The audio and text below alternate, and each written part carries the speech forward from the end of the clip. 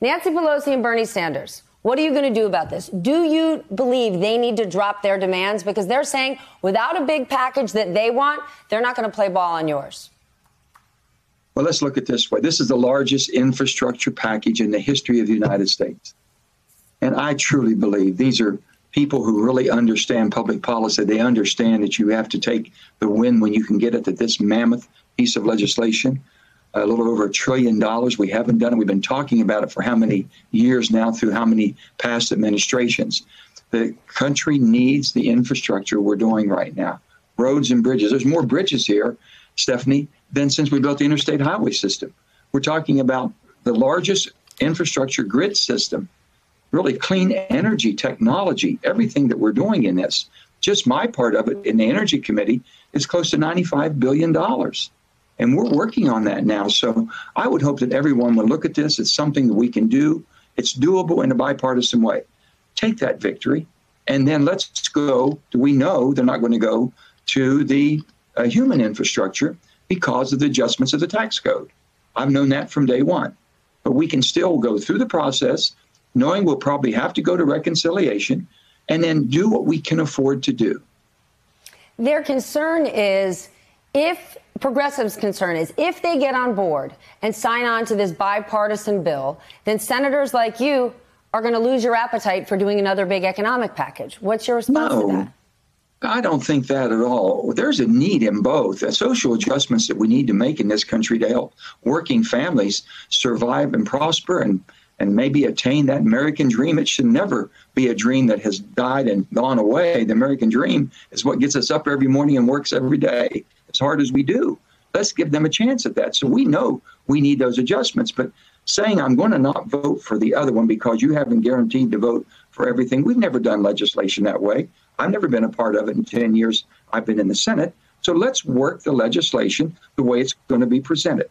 Let's make sure it goes through the process, make sure it goes to the committees, comes back to the floor, and let's work it. If no Republicans, which I don't think we will have on the second one, I'm not assuming that, but I've heard them speak. So then we're going to have to work it through reconciliation, which I've agreed that can be done. I just haven't agreed on the amount because I haven't seen everything that everybody is wanting to put into a bill. Then let's go back to the first one. You are working with Republican senators.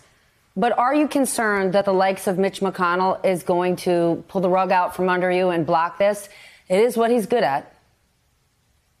Here's the thing, Stephanie. No one's given us credit for what we've been able to do in a bipartisan way to date. When you look at what we've been able to accomplish, President Biden has accomplished more in 5 months than any president that I know in modern history. I've never seen this much accomplishment. Talking with American Rescue Plan at 1.9, and then we've done so many pieces of legislation that have gone through the process.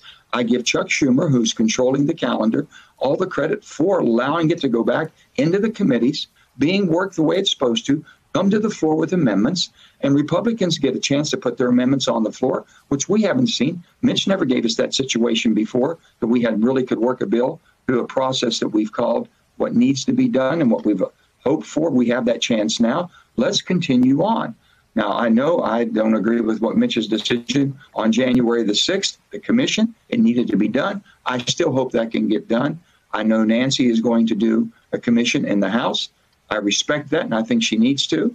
I hope it's balanced. We'll see what comes out. But there's a lot of commissions going on. I hope we do one overall. And the other thing is that there's the things that we did with the hate crime bill, 94-1. Republicans had amendments, Stephanie. The amendments they had would have changed the bill completely. They lost the amendments and still voted for the bill. That's what you need to do. Give everybody a chance. If you had to say, who would you put on Speaker Pelosi's select committee? You represent a state where an awful lot of people from West Virginia don't believe January 6th was an insurrection. They don't believe it was a violent attack. So if you were to influence her and give her suggestions of who to put on that committee, people that the people of West Virginia might listen to, who would be on it? Stephanie, I am not about to recommend to Speaker Pelosi, with all the expertise she has, about who she should select and why and her arrangement. I can tell you this. The Benghazi Commission went on for almost 2 years. And nothing came out of that except an awful lot of money was spent and invested, and no one came out changing anybody's mind. So those are hard. That's why we needed the January 6th commission from people that aren't sitting in Congress today, in the House or in the Senate, people that are well respected, the Sam Nuns of the world, the Erskine Bowles, Alan Simpsons of the world. These people who have total respect and commitment to the government and to our country and to the rule of law. That's what we really need, and I hope we get to that. On the infrastructure bill, you were saying you're not getting recognized for the achievements thus far. On Friday, I spoke to the White House, and they were sort of talking about this thing like it's a done deal. It's obviously not a done deal. If this were a baseball game, what inning would you say we're in? Oh, boy. Is this the seventh inning stretch? I'm not sure. Seventh inning pretty much told you what the game was going to go, but there was a tight game at that time. Anything could happen in the last two innings. So I would say that we're in a situation where we know we have a template. We know we have a bipartisan agreement. We know the amounts and how it's going to be spent. And we know how we're going to pay for it with no debt, no additional debt. That's unbelievable. When was the last time you spoke to Bernie Sanders, Elizabeth Warren, progressive members of the Senate to work on this? We speak on, when we go in on Mondays, we have a leadership team call at 4:45 every Monday. And then we exchange our ideas back and forth. Everybody knows where everybody is on this. And I understand. I respect them. I know where they're coming from. And I would hope they respect me because they know where I'm coming from. I am not a liberal by any stretch of the imagination. And I'm not a conservative, ultra-conservative. I tell people I'm fiscally responsible and socially compassionate. You put me anywhere you want to in the political spectrum. But I think I'm pretty much centrist in the middle where most people are, and pragmatic enough to figure, okay, I understand you've identified the need on this side, but we've already spent how many trillions of dollars as attending to a lot of those needs. How much more can we afford? Do you want more debt? I looked at this morning. We're at 28, almost $0.5 trillion of debt. How much more can we add on, Stephanie? How much more can we pass on to your children, the next generation? We've always said, we're writing checks our kids can't cash. And it's a shame that we're putting a burden. So let's consider that. Let's consider that. Sir, you get attacked every day by fellow Democrats. They assume you and Senator Sinema are the only two people standing in the way of President Biden's agenda. Is it just the two of you, or are you representing a bigger group of Democrats that we just don't hear from, and you're just the human shield for them? Well, I hear from, like you say, I hear from everybody. I get attacked from all different sides, but also we get some praise from different sides by basically trying to take a pragmatic, centrist approach. People are concerned about the debt, but no one's speaking about the debt. We have a tremendous amount of debt that really could cause us an inflation. You understand the financial market. You understand it as well as anybody, what we're teetering with right here. So let's get this right. We've already put close to $6 trillion out to people. Our economy's coming back. It comes roaring back. Now we're not able to meet the demand by supplying what the economy wants.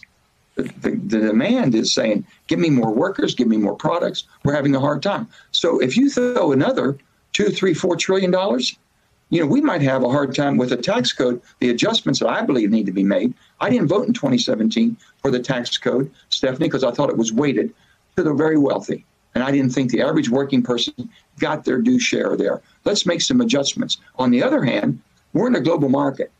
We're not isolationists, and we're never going to be an isolationist. We have to be in that global market, and we have to lead the world. If you're going to do that, you better be competitive.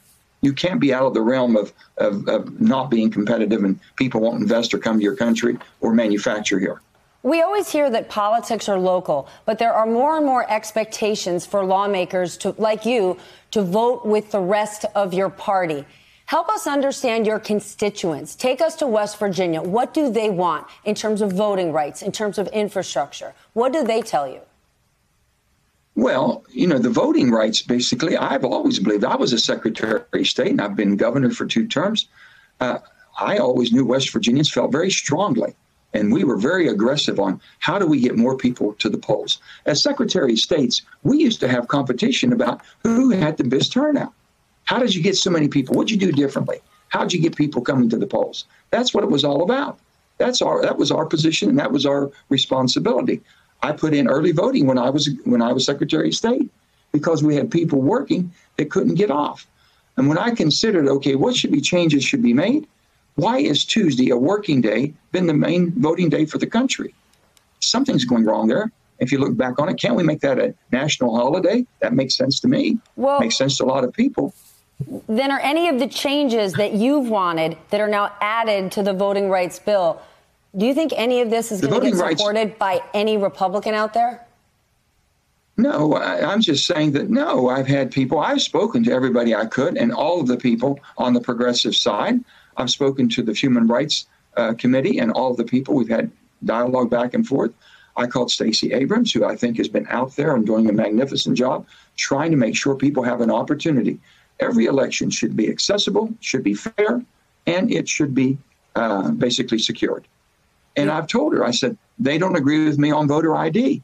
I think it's almost, it would be at this point in time, with all the uncertainty about the elections being valid or not to have an ID would just throw fire or throw more gasoline on the fire. We can't do things like that. So if we're going to do it, I want to make sure people know they have accessibility, it's secured, and their vote. What I'm concerned about now is the canvassing of the vote and the final count of the vote, making sure that's done in the most proper way. That's what people care about, was my vote count. And I'm going to make sure that happens. All right, Senator. Well, you've got your work cut out for you. Thank you for joining me this morning. I appreciate it.